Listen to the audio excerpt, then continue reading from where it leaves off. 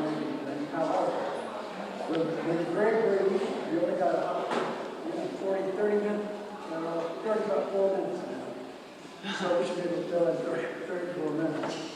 So I'll go back to the very beginning of my experience with the dance world. I had never really barely been introduced to it. I lived in a little town called Arkansas City, Kansas, which is on the southern border of Kansas, about 3 miles from the Oklahoma border. I was raised there, and I played like kids, in those days and today.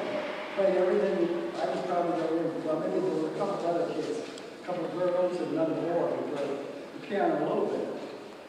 And but I played probably more than they did. I played with my brother and I had a dance orchestra, and I played in the church, and I played wherever anybody. I played the silent blues from the 10th grade take 11th to 12th grade. Then they brought in.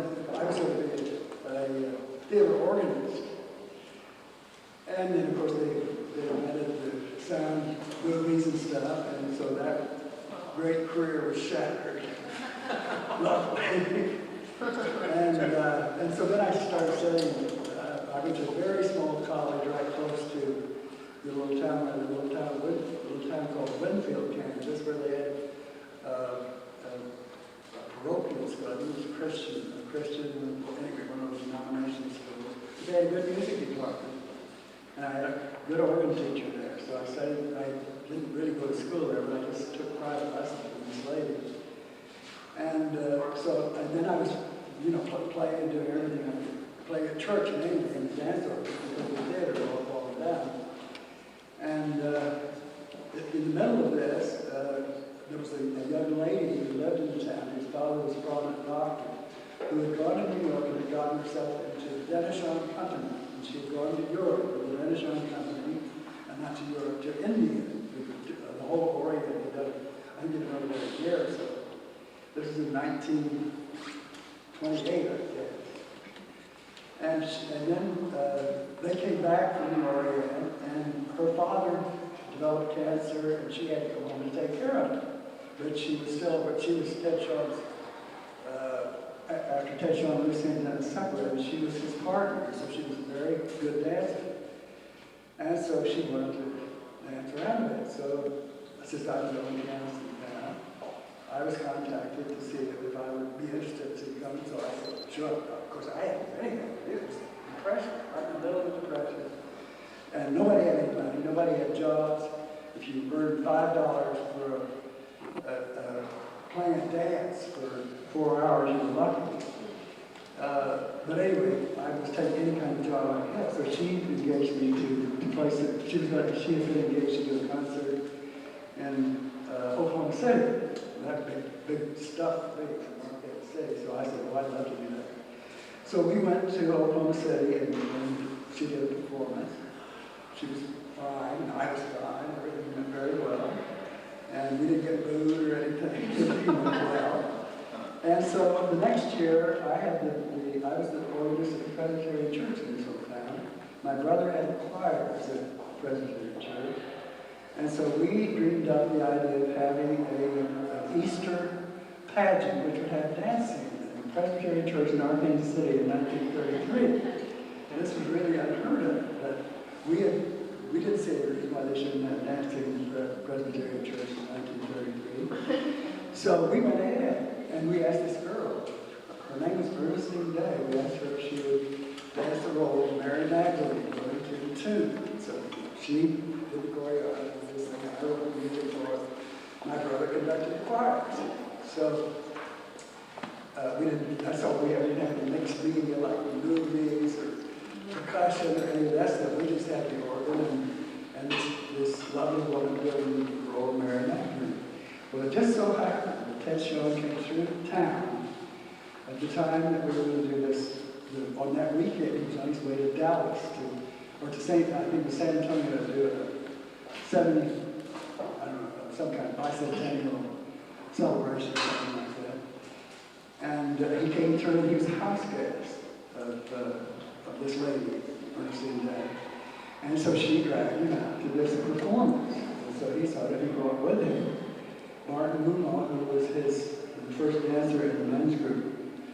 Language Theater Company, and Mary Campbell, who was his pianist at the time. And he was planning to start his men's group, and he had talked to Mary Campbell and said, when we're on tour, I want you to try to find a man who will take your place.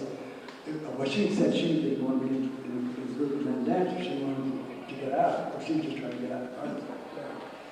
But anyway, she said to him, she went to this good guy, and somebody had a party, and I played the piano at the party. I was like 21 years old. And so she said to Charlie, this is the guy you ought to try to get. So he was very nice to me. He said he didn't offer me a job. That was about 2 weeks later.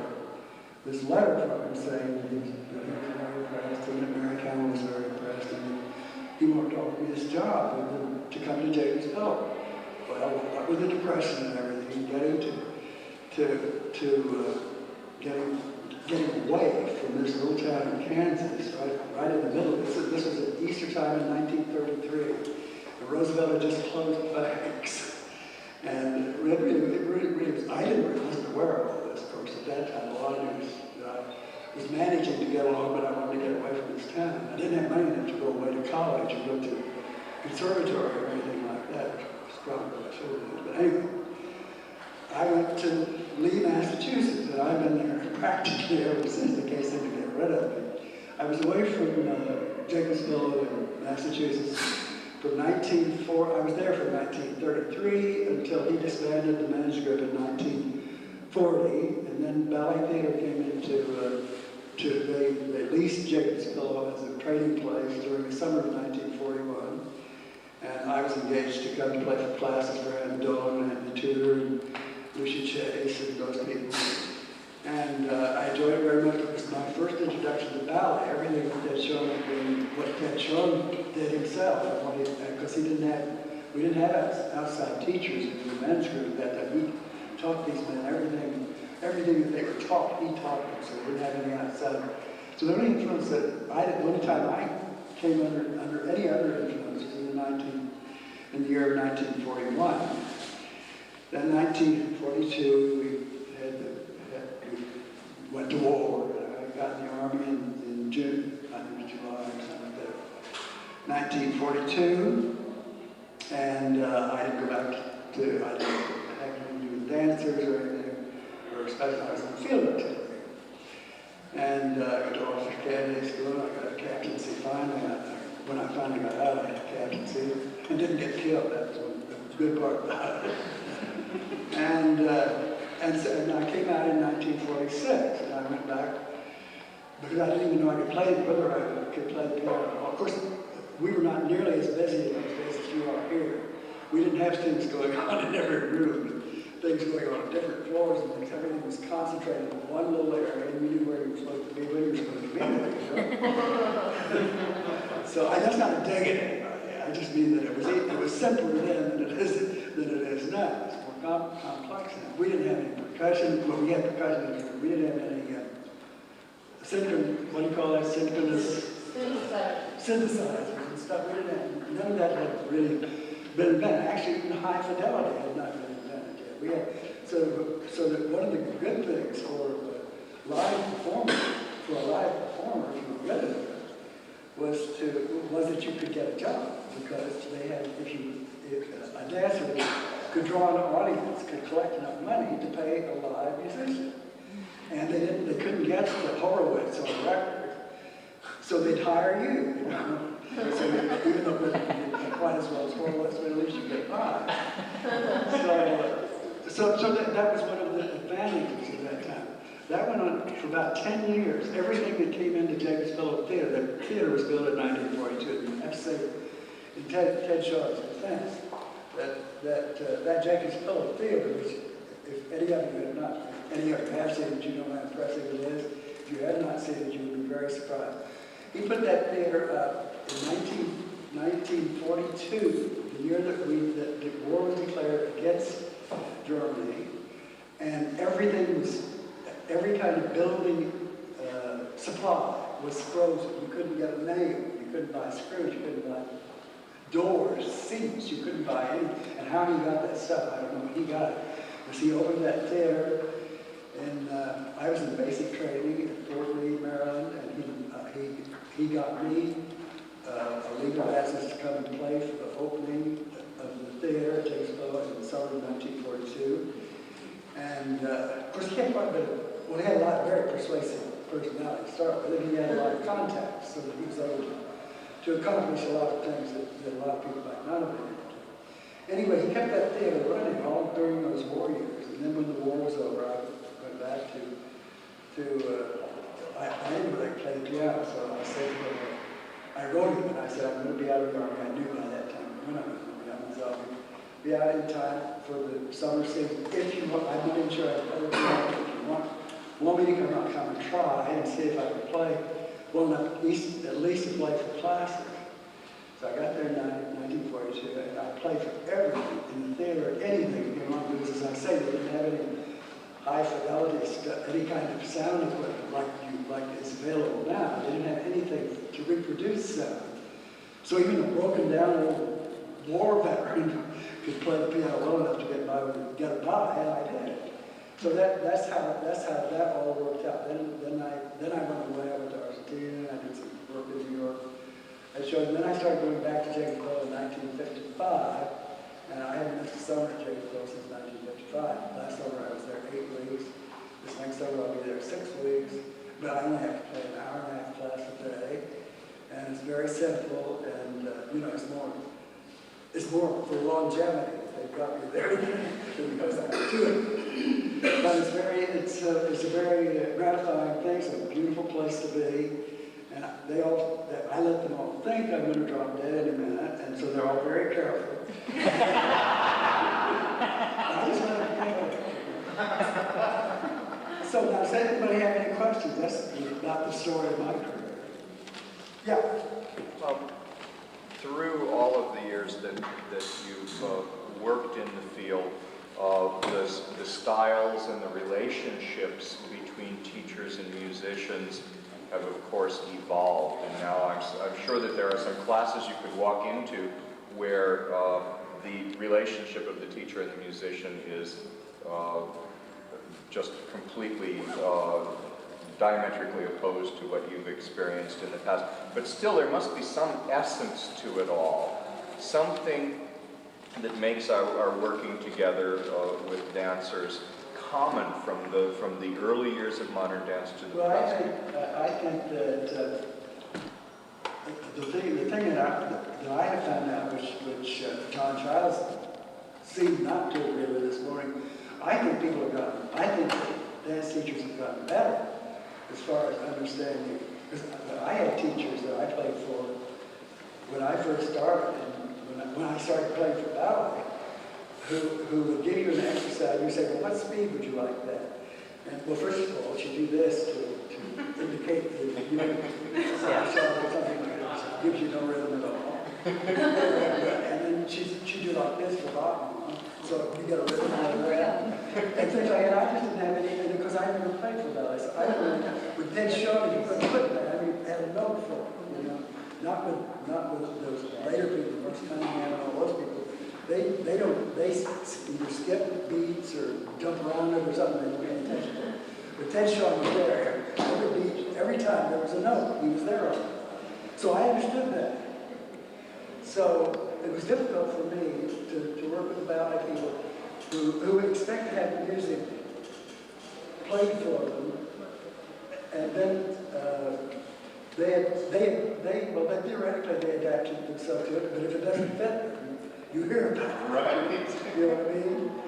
But I found out that at that time, this lady that I'm speaking of, I never could find from her what tempo, what tempo she wanted at all. I couldn't, she would use that. One of her things she would say, one of the things, well, we'll do small jumps.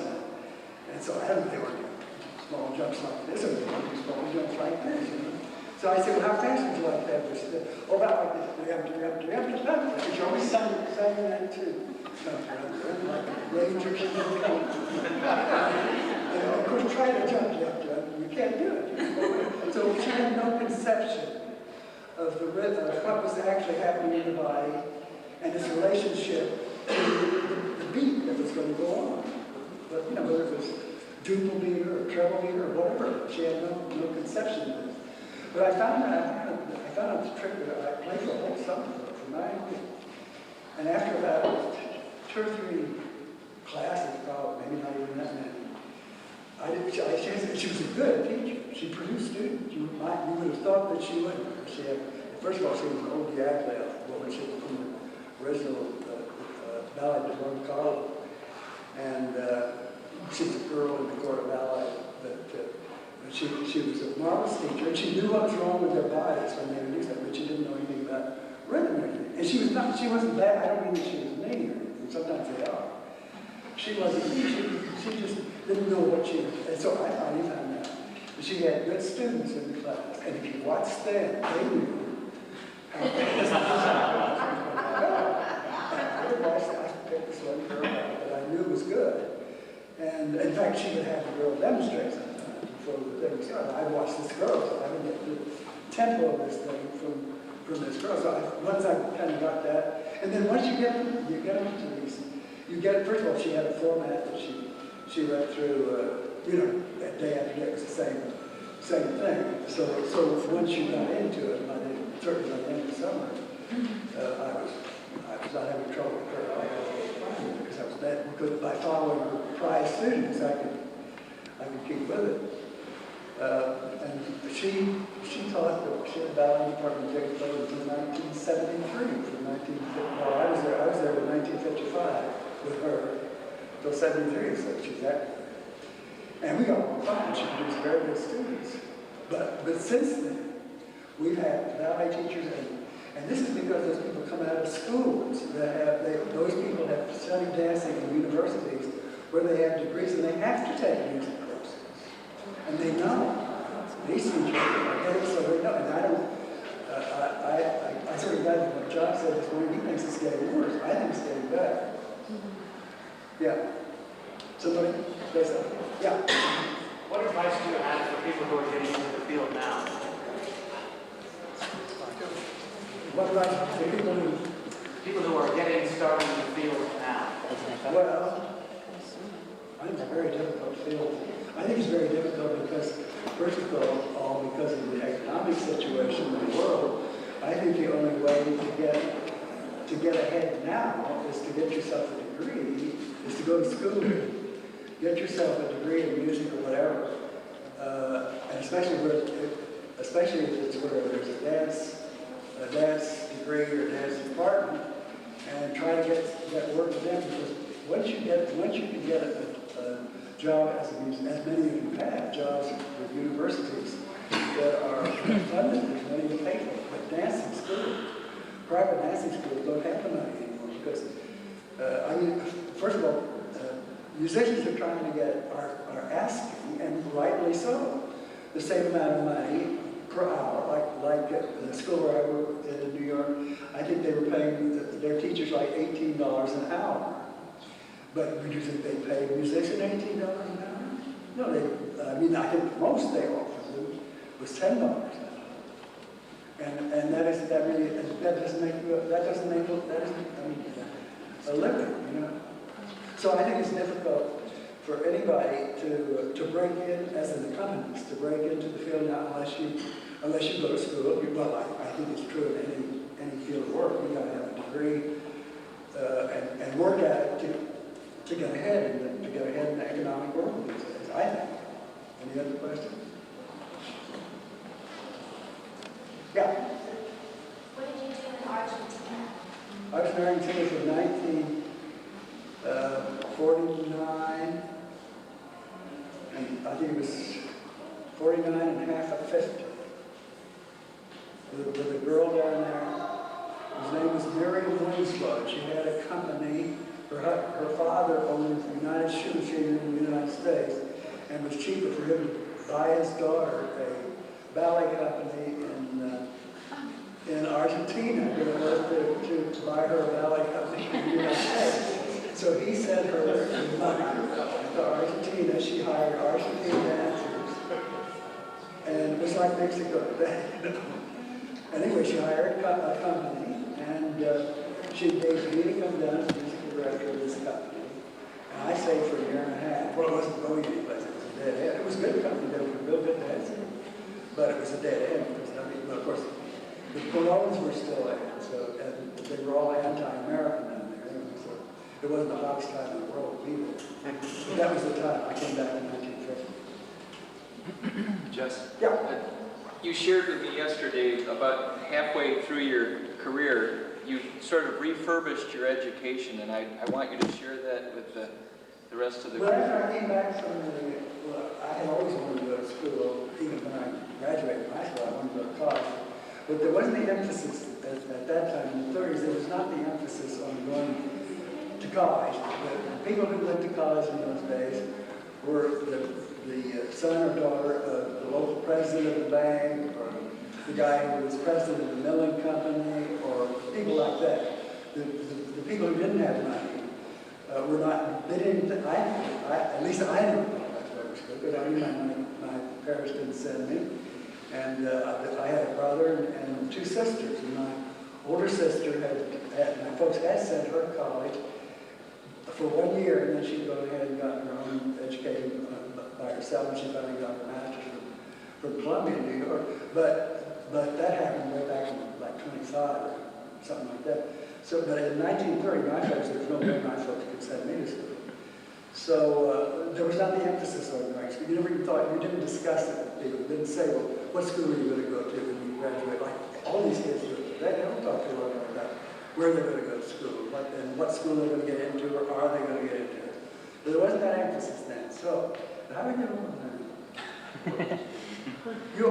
So I wanted to go to school. So after I got back out of the Army, they had that GI Bill thing, and so I decided, well, I'm going to take a chance to study now. So I went and got signed up and did whatever we had to do with this GI Bill thing, and I was told by somebody that they have a school, music school of general studies at Columbia University, so I thought, I'll try that out. So I went up there and I signed in for the class where I got basic harmony, which I'd never had, and counterpoint, and music history, and just general, just like a half a dozen general music courses. It was very interesting. I had a good year at Columbia. It was fine. And then during that summer, I decided to take some classes, some composition classes, from a fellow by the name of Wallingford Reader, who somebody was a wonderful poet. And at the end of that summer, I only studied with him that one summer. At the end of that summer, all this time I was wanting time to go to school someplace. So I said to Mr. Reader, I said, I would like to have you help me get into Juilliard. He said, you want to go to Juilliard? And I said, well, yes, that's been my dream to go to Juilliard. I want to go to Juilliard. So he said, well, most of the students who come to me come from Juilliard.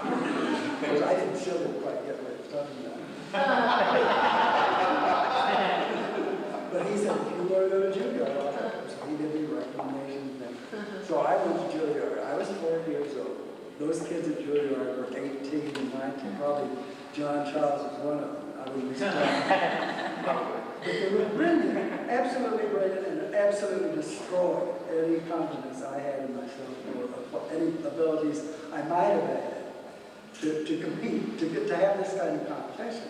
But I didn't realize I was 40 years old. You know, that comes to a great shock. That was a great shock. So anyway, I stayed at Juilliard for 3 months. And I left my tuition and walked out because I really didn't take it. It was really too difficult for me. It was emotionally. I didn't have a job. I didn't know what I was going to do. And that was, I think before I went to Argentina, I think. But anyway, everything worked out. So I finally got my senses back, but I didn't go to Juilliard anymore. And then Wallingford Reader, poor guy, was walking his dog in Springfield, Massachusetts at the end of that summer, and he either tripped over the rope, the lead on the dog. Anyway, he fell and broke his neck and killed him. And so I didn't have a chance to study with Wallingford Reader. So that's the history of my studies. Okay? Does anybody else have any questions? Yeah. Tell us about the years more about playing with Ted Sean. Well, it was not as hectic well, like I said, it's not as hectic as like it is now. He taught, in those days, in the early days, 7 years in the master's, he taught the class from 9 till 10, I guess 9 to 10, he said just one technical class a day. And these guys were all, they could put one foot in front of the other, and that's just about, they were athletes, they were a good sense of coordination. They played basketball and they played football, but they were not. They had never had any dance training at all. So he started, and from the very beginning, developing a technique with these young men that what he thought would be, a lot of swinging stuff. Like the Lehman stuff has a lot of swing stuff in it, as well as a lot of ballet technique that he got from somebody in Chicago at some time in his book. He was by this time 42 or 3 years old, I think, when he collected these young men around him. But anyway, he had a bar sequence, which everybody learned, step by step by step by step. And they would go through this, it was like, about 10 minutes long, 12 minutes long, to establish music that he'd torn out of a book, out of one of those favorite pieces that the whole world plays. That's what he gave me when I got there. He said, well, this is the bar, this is what you're going to play for bar. So, and it was stuff really practical, it didn't really take any great skill to play it. So, but to get it with him, and get the tempos that he wanted, and things like that. Because he was another man who was not, he had an instinctive feel, musical feel of things, but he really didn't know he didn't really know how, he didn't know why, or what made it that way. And he didn't understand anything about it. As we do now, double meter, triple meter, 4/4 time, 3/4 time, 6/8 time, and all that stuff. For years, he did a book, which was published, called 16 Dances and 16 Rhythms. And he had a polonaise in it, and 6/8 time. And of course, he was not the kind of guy you could ever tell him. You never could say, look, Mr. Sean, that's wrong. You can't put a 65th set of the polonaise at 6/8 time.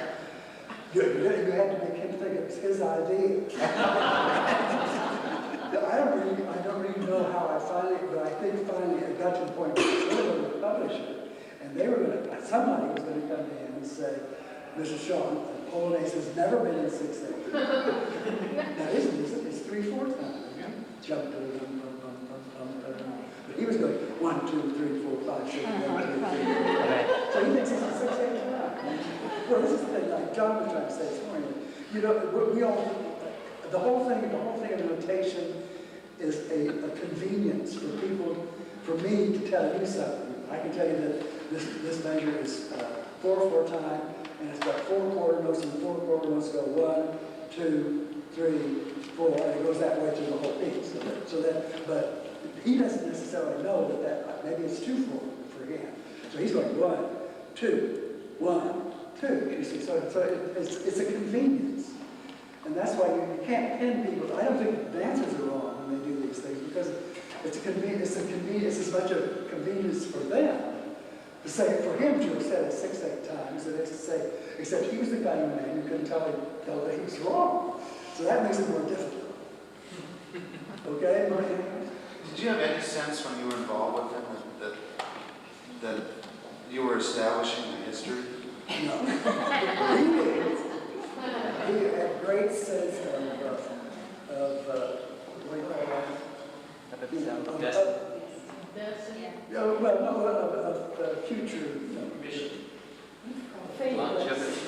But anyway, he had his picture. He had pictures. He took 16 millimeter films of all of those, everything that he did for those dancers. And then of course that was before we had sound. So he had those 16 millimeter films of all those dances without any soundtracks, and he put them in the Lee National Bank vault.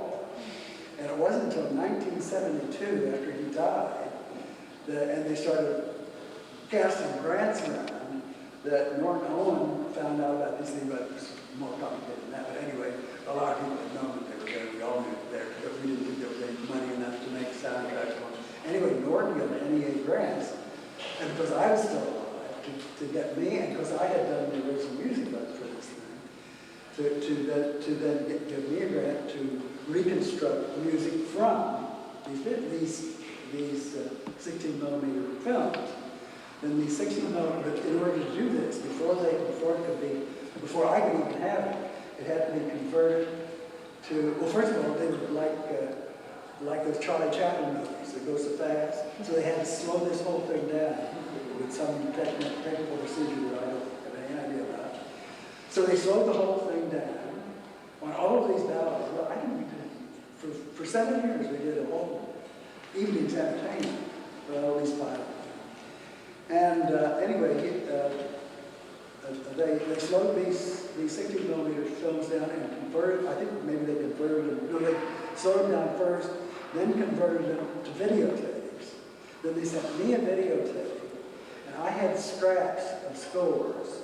I didn't have scores, I didn't think that, none of us thought that anybody would ever be interested in this after the second week. We would fall through. So I didn't have scores. I didn't have complete scores for any of this stuff. Some of the scores some of the few things I did have had been destroyed. Well, anyway, the whole years had passed. I've been in the Army 4 years. I've done a lot of different things. So all that stuff had disappeared. But I played this stuff all over the United States, hundreds of performances a year for 7 years. So a lot of it I remembered. A lot of it I remembered with the videotape, and my fingers remembered a little bit, and I remembered a little bit of and then some of us had to go from scratch and make it up. But anyway, we got 3 grants, and finally, I think it was last year, I finished up the whole repertoire, all the stuff. And I think the Library of Congress, the Library in New York, the Dance Library, Lincoln Center Library's got a copy, and Jacob Phil has a copy of all those, and I think they're also distributed by Illinois. Is there a dance film distributor in the University of Illinois? The Museum of Dance in Saratoga Springs. Is that Illinois? No, that's in New York State. Oh, okay. They I also don't know how they distribute it, but I know they're available. They do have it as a historic thing. So he was certainly aware, Sean was certainly aware of what was going to happen, but none of those men were. So, yeah. And I was sitting there at Chase Hill with you and I just wished I could have been inside your head. I was looking at the yellow score and I was looking at you watching these young men learn. And I wondered if you had any, number one, if you had any particular anecdotes that you could share about rehearsing in that same place, or things that I wanted to know what came across your head sitting in that same room. Well, one of the things that, last year, I'll tell you, maybe they don't want to know about this. Last year, October the 17th, I think, would have been Ted Sean's 100th birthday if he had lived. So somebody went to this Norton Owen, whose name I mentioned a while ago. He got those grants from me, and said Norton, and he's also director of preservation of Norton's Health. So, and he also is administrative director for the Jose Lima Grant. So, which is his week-time job, and then he works at baseball on the weekends, Thursday, Friday, and Saturday. Anyway, when Norton says, well, we got to raise some money, we'll do a performance, we'll do something, and we'll do a big Sean thing. So they got the literary digest to cost up $200,000. Now you can do a lot with $200,000 grant. They got $200,000. They hired 8 fabulous men and dancers from 3 of them, and 2 of them were the Lehman Company.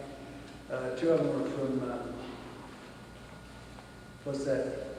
Acropolis, what are those people? What is it? Palabras. And actually the guy who directed it was the guy who started the Palabras group. What's his name? I can't remember. But anyway, and two guys from the Ohio Modern Dance Company, and I think it's I'm not really sure. Cincinnati, no, Dayton. It's a Dayton Modern Dance Company, right? Anyway, absolutely incredible. They were fabulous. And then they got videotapes from all over the country from contemporary male composers for men. And they looked at all these videotapes, and then they contracted with whoever these young choreographers were to have this piece done on this Sean Memorial thing. But as the basis of this whole thing, they did the thing that everybody thinks was Ted Sean's greatest work, which I was fortunate enough to have done the music for, which was called Kinetic Mall Time, which has no name of music. Anyway, they had this whole thing. It's like 25 minutes long, and it explored different qualities of movement. It wasn't a story thing, except that in it Sean dies and he gets buried and he comes back and all that stuff. And then he goes to heaven and all that stuff. So it really was a story, but it was not supposed to be a story. And but that was everything he did. He died and it got dragged off, and then he comes back and leaves everybody out of this mess that got. But anyway, they started this. They had a screen, movie screen on the back of it. This was that they were Joyce in New York City. Had a big screen back there. I had another pianist. I had two pianos, and it was absolutely, it really was marvelous. A guy named John Sauer who's been playing at Jacob Hill with me quite a bit, playing for class and things. Anyway, John and I played two pianos. We had two Yamahas that were back to back down in that pit with Joyce. They were really good. I played Yamahas that were not as good as this, but these were good pianos. And anyway, they started with this film, and then these eight guys in street clothes standing on the stage at a blackout kind of, with the film going on behind them. And suddenly they bring the lights up on, and then this woman is written, well, I'm not going to tell you about it, because it really was quite interesting. But anyway, then they swung into it, and they kept doing excerpts of this kinetic multi thing on the screen back with the original company doing it. And then they go from one number to the other. They did no, I should have had the program. I can't remember the pieces, but they were good, the contemporary pieces.